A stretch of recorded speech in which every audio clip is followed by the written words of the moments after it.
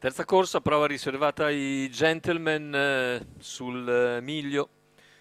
Sono 9 al via, Vian Rose, Tassion Cup SM, Zefanina, Radenska Daghi, Zarina Baba, Ursus TFT in prima fila, Stiacino Jet, Sandro Sergiti in seconda.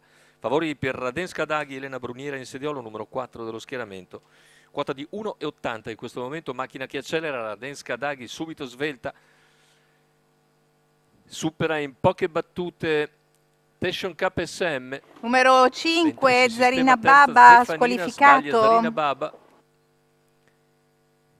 in coda Sergiti, e così Radenska Daghi conduce. Partita piano invece Vian Rose col numero 1, non è riuscita a trovare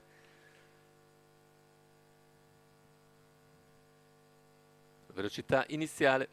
E Radenska Daghi continua a guidare, ora cerca di moderare l'andatura, completa il quarto in 31 dopo i primi 200 in 14,5. All'esterno si fa luce invece Ursus TFT che si trascina Sandro.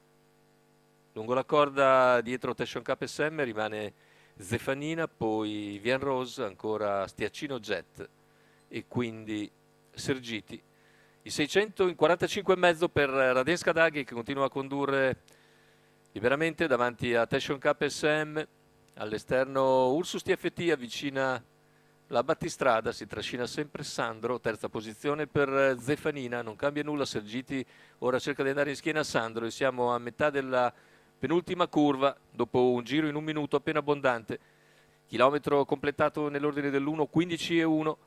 Insiste Ursus TFT e avvicina Radenska Daghi a 500 dalla conclusione. Contatto prova a restare Passion Cup SM, Sandro al largo per il momento non progredisce, siamo ormai al paletto dei 400 metri conclusivi con Vian Rose in vantaggio, con Radenska Daghi in vantaggio nei confronti di Ursus TFT che si è accodato, poi Sandro, cavalli sulla curva conclusiva.